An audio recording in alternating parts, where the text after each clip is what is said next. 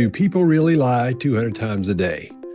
You ever notice this? That when you hear that, you'll hear it used to be like 160 or 168. It was specific numbers. Now it's 200. Who knows? Who knows? Because if you're in a social situation all day long, you may tell, not like, I just saw 5 Indians and a dinosaur out in the backyard. Not those kind of lies. It's the small ones. Oh, you look great today. Or did you have any problems getting in? No, everything was fine when you really did have a problem getting in. So it's talking about all those little white lies you tell that makes it sound like it's a big deal. We use those little tiny white lies, or what are known as white lies, it's sort of the oil that oils the cogs of human interaction in society.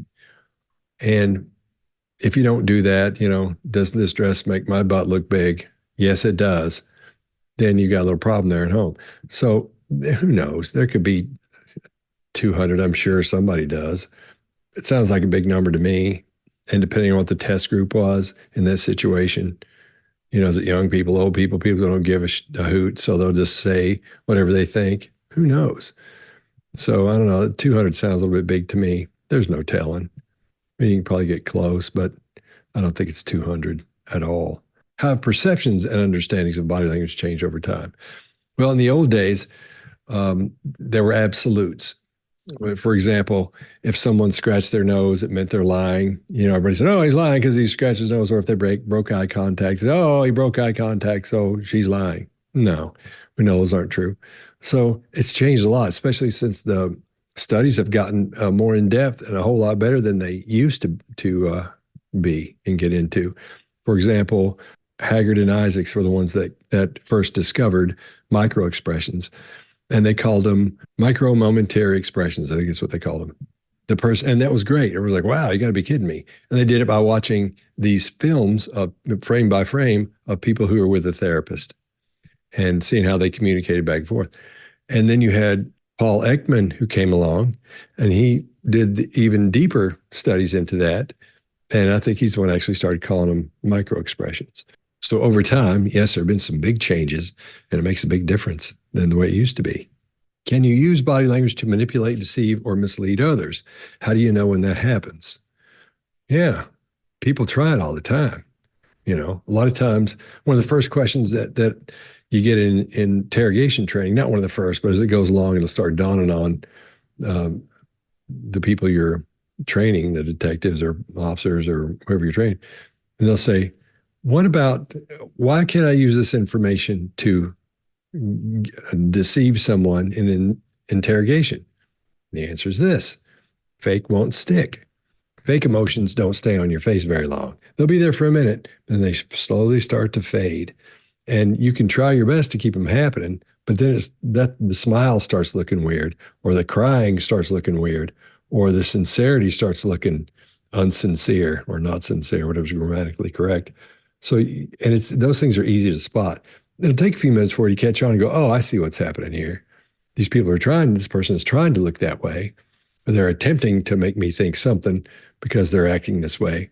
So fake won't stick. Smiles won't stay. Frowns won't stay. Fake crying won't stay. The emotion is what does that. Your brain fires off those emotions, and that's what makes those expressions stick on your face. Paul Ekman does some wonderful studies on that. I always talk about Paul Ekman, but check him out.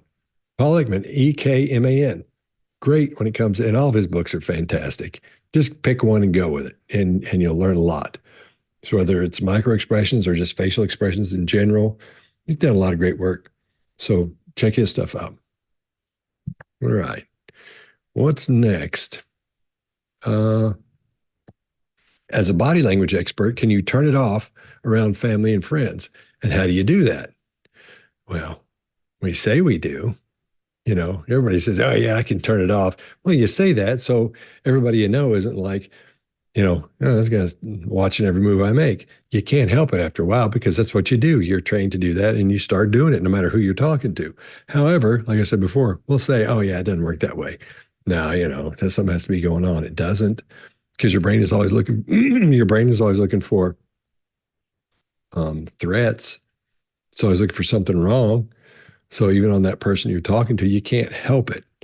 So, but and having said that, a lot of times when you're talking to someone in your family, something they'll say or do will get by you because you're not focused on that. Until something looks weird, until something sort of, looks odd, then your brain goes, oh, wait a minute, ding, and everything comes on, and you start asking questions about whatever's happening, or you start observing them a little deeper, a little bit more, And sometimes it just goes right by. You don't see it because you don't expect them to lie to you. That's one of the times that they're there with you, and you're like, you love this person, they love you, but they're telling you something that isn't true, or you suspect isn't true, and later on you find out either it is or it isn't. But that delivery, when it starts looking weird, then it automatically comes full on, but it's always on just a little bit back there.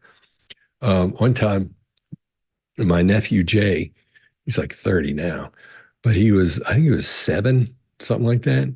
And we were in Hilton Head, South Carolina, on Hilton Head Island. It was vacation. My whole family went. Everybody went. And my nephew was there. And I hadn't seen him in a while. And we're talking. And I said, so, hey, man, what's happening lately? What do you got? What's going on? What have you been doing? Anything exciting, big news? He said, yeah. I said, well, what do you got? And he said, I'm the Airsoft Champion of Knoxville, Tennessee, where he lives. I said, no kidding. Tell me about that. He said, yeah, I'm the Airsoft Champion. I've been on the team for almost a year, and I really did well. And we have targets. He was calling them targets. He said, we run drills. He actually said we run drills. And it's just, I practice all the time. And I wasn't aware of this. I'd never heard this before. I said, you got to be kidding me. And my brother's coming toward me. I said, hey, man, come here, man. Check this out. I said, Jay is the Airsoft Champion shooter of Knoxville. And my brother said, no, he isn't. And he wasn't. It was just a little kid just talking, telling me stuff. And I was just totally buying it. You don't think little kids are going to like, what's been happening for you? Why are you excited? And they tell you something like that. You don't expect that. But man, he let it loose and was just selling it. And I was just buying it. And it was, man. So yeah, he stung me on that one. But it was, I'll never forget that. But it was so funny. My brother was like, you've got to be kidding me. You've got to be kidding me. He's 7. How could he be the Airsoft Champion of Knoxville? I believed him. We still laugh about that today. They do more than I do. Still. All right, next question. On the behavior panel, do you read each other's body language? And if so, what have you seen? We make sure we do, because we want to make sure everybody's okay, everything's fine. Not like, are you safe? But, are you having a problem technically? Can you hear okay? Are you pretending to hear okay? Do you agree with what I'm saying? Do you agree with what somebody else is saying? Because we don't talk about these things before we do the show. We don't talk about any details whatsoever, not one. So we kind of look around and see how the other people are feeling about it. Not that it's going to change our answers or what we're delivering, but just to see what their take is on that.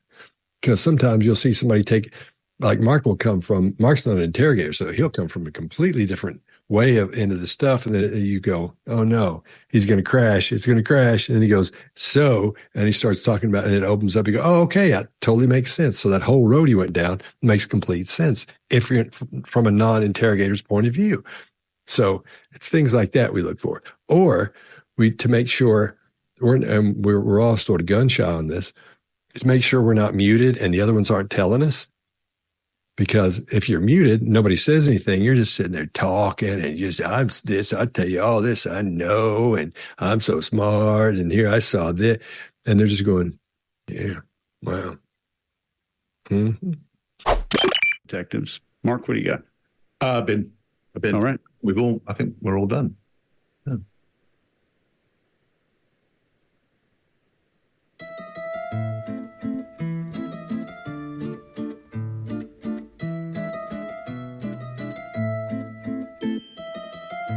All right. Yeah, I couldn't agree more. Yeah. Oh shit, he's frozen. There it is. Look at him. He looks like he's playing with those games. I'll get him. It's like Space Invaders back from the 80s. Here we go. There he is. And he's back. You're back, Greg. Back. Sorry, man. Oh, Yeah, exactly. Oh, wow. Did you see your face, though? Oh, you didn't see yourself frozen? Oh, okay. There. Yeah. Did you hear everything that Mark was saying about the British woman? Do what? Okay. Oh, okay. yeah. So you didn't see Chase? Okay. Okay. So you didn't know you were muted this whole time? You're muted. Yeah, when the generator turned up, that's funny. When the generator turned up back on, I hit mute. Oh, because dude. it's like, shit, I'm doing noise. That was awesome. That was probably our longest mute ever. That's a good. record. Good. That- Someone That's has good. beat my record. Yeah. We're going to have to That's now good. That was tough. create Too. a whole new award. It's going to cost. I deserve it. When I could hear the generator turning shit off and on, I hit mute because I was like, okay, we don't want all this coming up when it does come back up. And then, yeah, That was great, man. Love it. good. Classic. History was made today. That's a good one. We Yeah, need yeah. that because this is a Well, dark subject. Hats off. 12th of March, 2024. The longest mute ever. Greg Hartley, ladies and gentlemen. At 2:48 p.m. Eastern Time. Yeah. Beautiful. God bless. What role does the body language play in the arts, such as in theater, dance, or film? You said role, so I'm going to assume you're an actor because you said in the arts, such as, and that'd be something. Yeah, so I think you're an actor. You may not be. I can be completely wrong. You may not have anything to do with any of those things. But this is what it sounds like to me. Body language is important because let's say if you're an actor, you've got to make people believe you're an old detective, or you got to make people believe you're an alien, or but in a human body. You've got to make people believe you're a scientist or whatever your part is to play in that, because you're playing a part and you're acting like somebody else.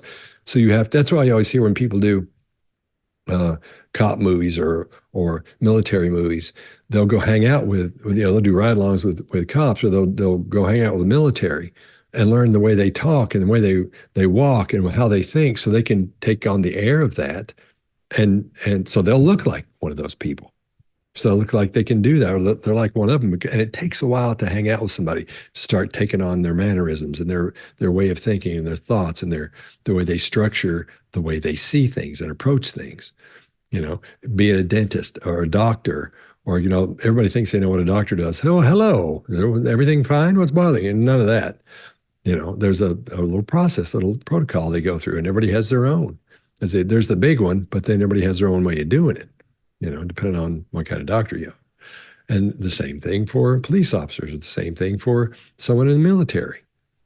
So it's important to understand how those body language cues make you think.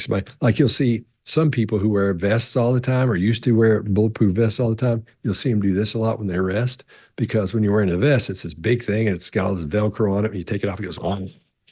So if you'll see somebody sitting around they'll hang onto their shirt like this because they're just used to their hand going there to pull that out, because it gets hot in there and it's more comfortable for them. They do that. They've done it so many times that they automatically just start doing that. Or you'll see some people do this all the time. They'll cross their arms and put it up here like this, because your arm automatically goes to that because you're used to reaching on there and pulling out and getting some air in there. It just happens automatically. So you've got to be around long enough to see that, and one of the things, like when police officers go home, one thing that their kids will always remember is, well, what do you remember when your dad would come home? They'll all say, I remember that big Velcro sound when he'd take his vest off. It makes this big loud sound. So there are a lot of things that come with that. And there's a guy I know that works at Tractor Supply, and he was a cop. So, but he got out. He's not anymore, and he's at Tractor Supply. And I saw him walking down the aisle, and I said, "Hey, man!" Or I was asking something about a rope, because I need a rope for something, and how to tie a knot. I had no early idea about knots or anything like that. I said, "Hey, man, could you tell me about this? Whatever it was?" And as he came toward me, I said, "Oh," and I said, "Well, so how long were you on the job?" And when you say that means that's how cops say, "How long have you been a police officer?" or "How long were you a police officer?" So how long were you on the job? And he told me how many years. And so we talked for a few minutes. But he had all the things that show that he was. The way he walked, when cops walk, there's a bunch of equipment around their belt, so their arms stick out a little bit, and they have a specific walk they do, a specific gait they walk at, just like almost like the military. You get used to walking like that for so long, you do that from then on. So that's what he did that. And then when I would ask him something, for some reason he reached around to the back of his right back here, like he was going to turn something down. That's where you turn your radio down. If you've got one in the ear or if you've got sitting over here. So I asked him something, he went like this, and then I saw his hand come back fairly quickly but it's just rote for them. So getting back to what we're talking about, you have to hang out with these people and get the body language they use. So you can spot, you look like somebody that somebody like me would spot and go, oh, I bet that might have been a cop who's in the military. Because you can spot them a mile away if you know what to look for. So when you're training narcotics guys to go undercover, you've got to train all that out of them. You got to go through and say, no, you can't stand like that. You can't talk like that. You can't look like that. You can't scan the room like that. All those things, right? So it's important if you'll watch some of my favorite actors, I got 3 of them that are my very favorites. And not in any specific order. Brad Pitt, man, I know everybody's going, Brad Pitt. I'm telling you, that guy's an awesome actor. If you watch him, it always looks like it's just come to him when he's saying it. That's the goal of an actor. You're supposed to always make it look like you've just thought of what you're saying. But man, he looks like it every time. If you'll watch, Fight Club, man. And I love that movie because he was one of my other favorite actors in my top 3s, which was Ed Norton. Man. And he and Ed Norton did so well together. So well, because Ed Norton just looks like some guy. He just looks like some dude. He's not a big bodybuilder. He's not, he doesn't look, he's not the most handsome guy in the world. He doesn't look mean or anything. He's just like some guy you'd see. And it's brilliant because when he acts, you get lost for a second. You go, I think it's just some dude because it looks like he's talking and just thinking it's just coming to him. And there's a scene on the plane where Brad Pitt and Ed Norton are talking in Fight Club. And Ed Norton's saying something, and Brad Pitt says, well, that's very clever. And he says, well, thank you. And he says, well, how's that working out for you? And he said, how's what? Is it being clever? And Brad Pitt's wearing sunglasses, but you can see in his eyes that it looks just like he just thought of that. Watch for things like that. My other one's Billy Bob Thornton. Good Lord, that guy, man. He's, I think you have somebody who's an actor, then you have the artist actor. I think he's like an artist actor. There's a lot of depth in there. You may not think so, but if you watch his stuff and pay attention to what he's doing and things he chooses to do, man, it's really like when he did Carl from Sling Blade. Holy smokes. I saw a thing because somebody showed it to me, that had been it wasn't Sling Blade, but he was with someone else pretending like he was Carl from Sling Blade. But the video started as he was acting like Carl. And as soon as it was over, they all started laughing. And his face, it looked like his head changed. It was weird. It looked like he turned off one of those things from Instagram or something because his face and his head almost changed. It was the weirdest thing in the world. But I don't know who he was hanging around to see that. It might be something he's been doing since he was little or something, but that was bizarre. It was so dramatic, the change from looking like that and then then all of a sudden there was Billy Bob Thornton. Granted, anybody can make a face and look like whatever you want to look like, but to be able to put that on and keep it on for that long and it looks so real, and then when you turn it off, go back to normal like that, it was just weird. It was incredible. But I'm sure he's studied people like that. I'm sure he sits around and watches people. How long is this answer going to be, do you think? I don't know. So, yeah, let's go to the next one. Will the study of body language enhance human AI and robotics as those become more integrated into daily life? That's a great question because I'm actually doing a video now where I found a commercial on TikTok, or it's Instagram, one of them.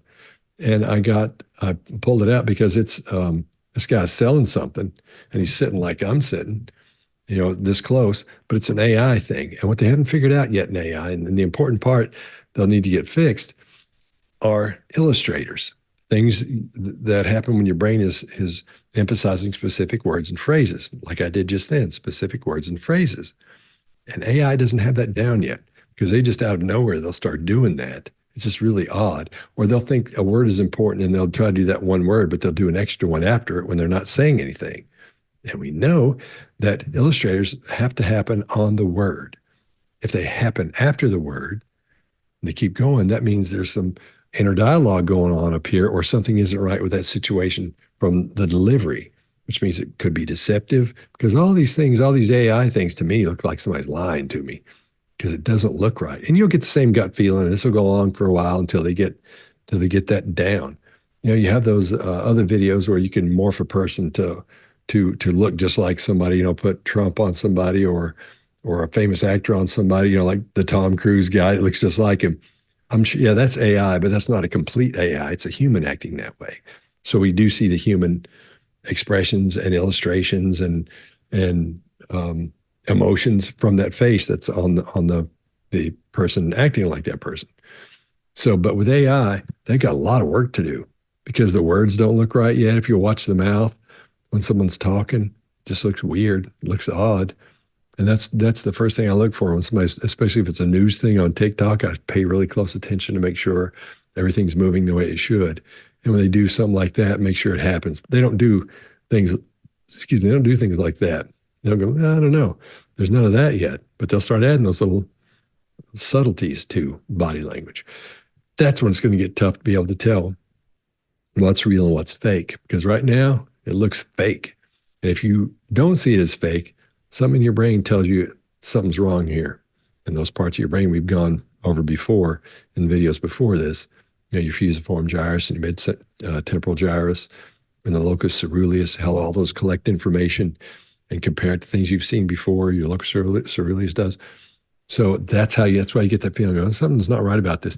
You may not say that or look at that look on your face, but you have that little feeling. It goes, I don't know. And when you do that, pay close attention because you're probably right. You're probably right. So pay attention to that. All right. How can verbal statements and body language indicate stress or discomfort? We talked about that one before, I think in the last video. So, you know, we talked about cadence, tone, delivery, those kind of things. So go watch the one before this. What are some specific body language cues that show you are confident and how they can help people with low self-esteem? All the body language cues. We did an entire video on that. The behavior panel did. Everybody had, I think we took 3 to 5 minutes each and talked about being confident. Go watch that. And the thumbnail I made was just says confidence on it, you know, like several times in yellow. So go over to the behavior panel and watch that one. That'll tell you everything you need to know, or a lot of it anyway. In conflict resolution, how can body language be used to de-escalate tense situations? Well, the way I do it is this. Let's say I'm talking to somebody and they get angry all of a sudden. Say they've done something they shouldn't have done and they get all worked up and they get mad. Or not even that. Let's not even pretend it's that. Let's just say it's somebody I'm having a discussion with and they disagree with me and they get mad. Not just don't disagree and don't understand. They get mad. I always pretend like, my tact is this. I always pretend like I don't see them getting mad and don't realize they're mad. I don't let it affect me. So I keep talking normally, like nothing's happened. Because once you realize it, you go, what? Then they're committed to being mad. That has to stay, just from an ego point of view, from an ego standpoint. So if you ignore it and pretend like you don't even see it or know what's going on, you go, yeah. So she was, so a lot of times I'll look down and go, well, they were telling me that this, that, and the other thing, and I'll just keep talking. If they still look mad, I'll still pretend nothing has happened. Sometimes they'll keep going and be even more angry, and think I'm messing with them. I'm not trying to mess with them. I'm just trying to de-escalate everything by acting normal. And that's why I would suggest doing this. If somebody starts looking angry, don't change your tone of voice. Don't you go up and get angry too. In fact, get a little quieter maybe. Not like so quiet like that. But if you're talking like this, everything's fine, go, well, they were also, so bring it down just a little bit. Maybe slow your words down a little bit. That'll help. That'll help because people will start mirroring each other after a while. So you need to, or I wouldn't say you need to, I would suggest doing that. Just don't change much. Act like you don't see it. Don't act like you don't see if they're flailing around and doing all that kind of thing. It looks like they're going to hit you. You need to get out of that, right? So you really got to be careful with that. I remember one time when I was in Boston, I went to Berklee College of Music. And we go out on the weekends, of course, because that's what musicians do. And I think we were out of college by then. I think we were out of school by then. We must have been, because we thought we were really cool, like really cool, right? And back then, I had like really long, and I had long hair like down to here and 2 earrings, and I was all skinny and thought I was the coolest guy in the world because we'd all played on records that were doing well. So we all thought we were really cool, you know? We all had, shouldn't say this. We all had like, our cool leather jackets, walking around trying to be cool. We're all smoking. Yeah, I tell you what I think about that, just being all cool. And we were in this one place and we came outside. We were leaving. As we were leaving, there were 5 of us. As we were leaving, these 2 guys were coming in and they weren't like us at all. They weren't like us at all.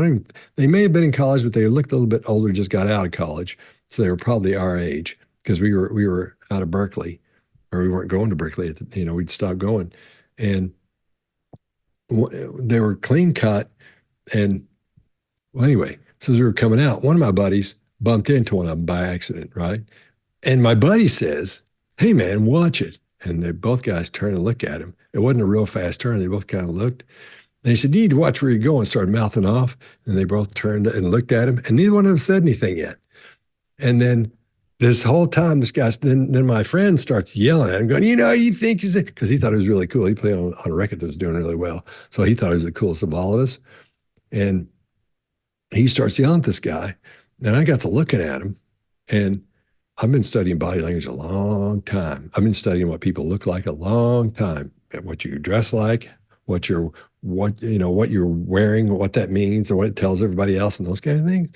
So these guys were standing there. I was looking at them. They're real clean. And he's hollering at him. He goes, "What do you think?" And so he's like, all bowed up, like, "Hey, man." And these guys weren't at all. They were just looking at him. And then one of them had this little weird smile on his face. And I said, "Hold on just a minute. Hold on." And the other 2 guys, there was 5 of us. So it was the other 4 guys, 3 of us, one of us was going, I don't know about this. And the other 3 were going, me and this guy were like, "Nah." And the other 3 were going like, "Yeah, man, you want to do this?" Because they thought they were going to be able to fight both these guys and win, right? And I'm sure they thought I'd jump in too. No. But they just kept standing there. And the guy said, I don't remember what the guy said, but it was something with confidence. And I said, "Okay, hang on just a minute. Hang on." I said, just I'd holler for a minute. I said, "Hang on a minute. Shut up. Let me tell you what's going to happen next. These 2 guys, I don't know anything about them, but I tell you, they look like they might be military." Now, if you know anything about the military, usually people think that SEALs are these, and some of them are, some of these big guys with muscles and all that. Most of them, they're not.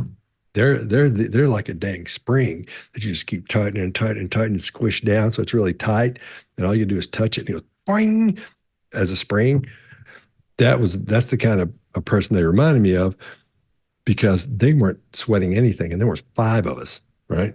And I said, "Look, man, don't do anything. Don't do anything. He's the one that's going to do it to all of us.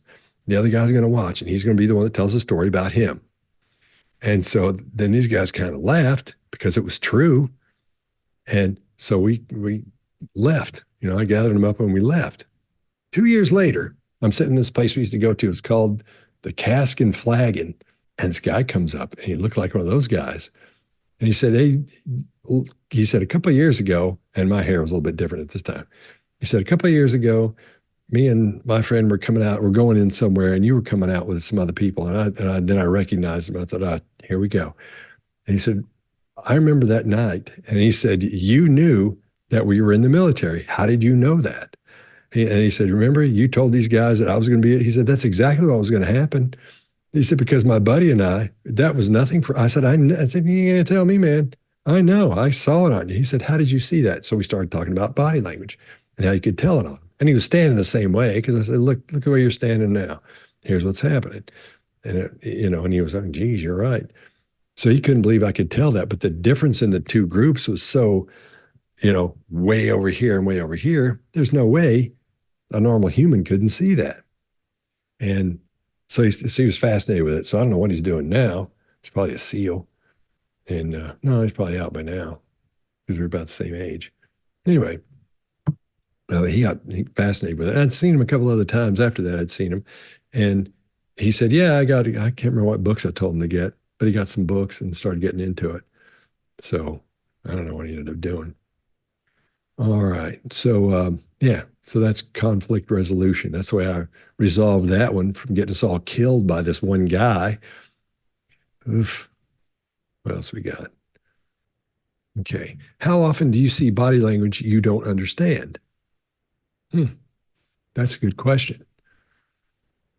Sometimes there'll be a picture, and everybody thinks they can tell a lot by photos of body language. You really can't tell much at all. You can tell if someone's mid punching somebody or something, you can tell what's happening, or getting ready to be violent. You can see those things because of the way it's set up, or if someone is cowering, but you can't tell what's happening along in that. And sometimes you'll see an expression that's really odd. There was an expression one time on a guy's face, and it was in a picture. And these two guys had broken out of prison and had killed somebody. And the cops had got him. And so in some little town they'd found him in. And one guy, they're putting him in the car, and he's looking up. And this expression on his face, this thing going on, it wasn't the grief muscle. It was this weird looking. I'll see if I can find that. If I can't, I don't know if I'd still have it. I'll see if I can find it. If I can, I'll put it on here. If I can't, I won't. And it was this weird expression.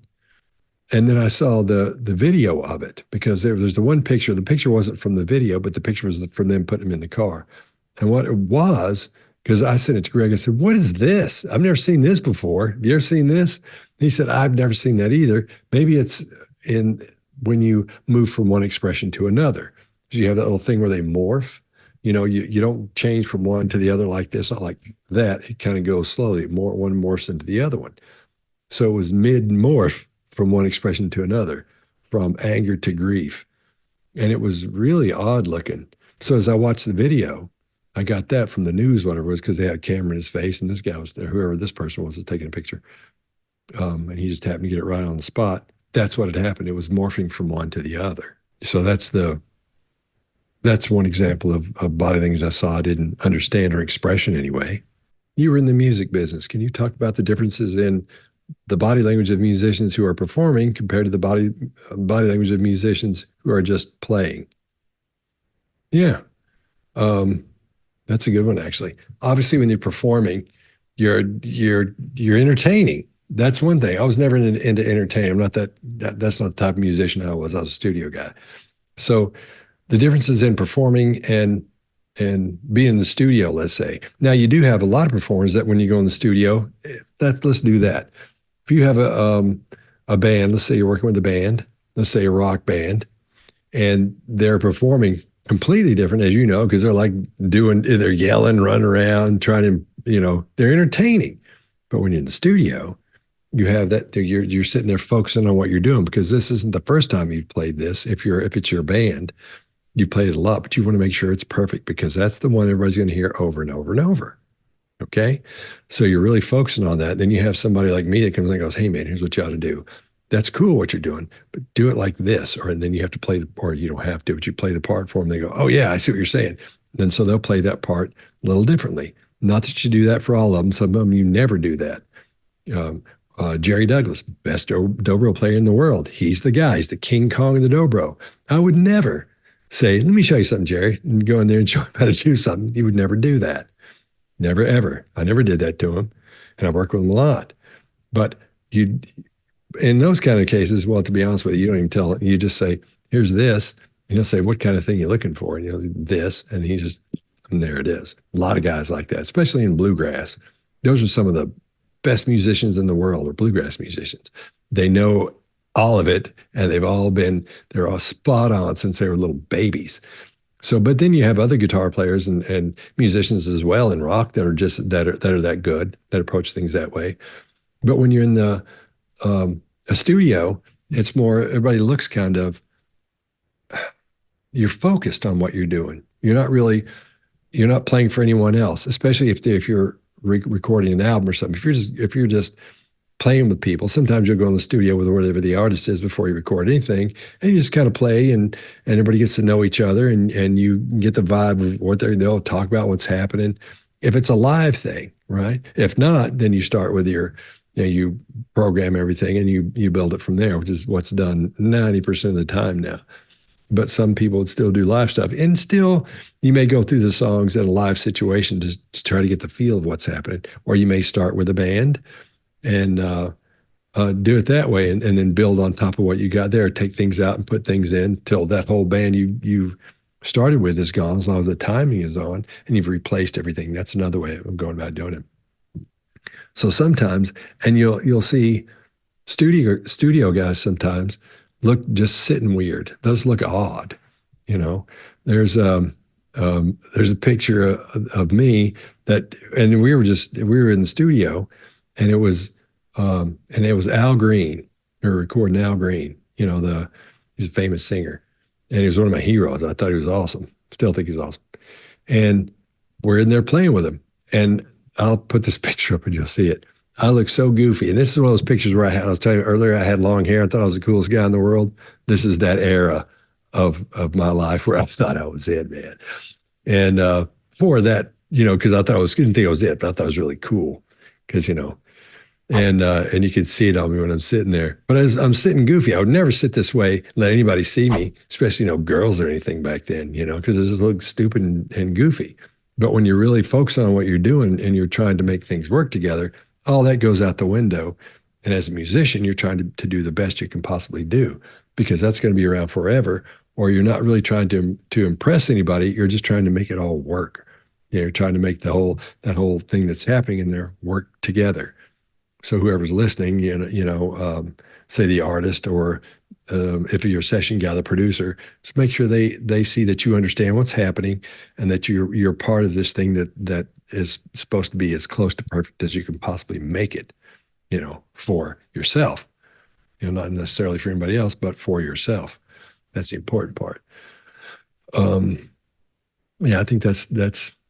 I hope that answers your question. That's about as in depth as I can go. That's just my experience with it. So, all right, if you have any other questions, let me know.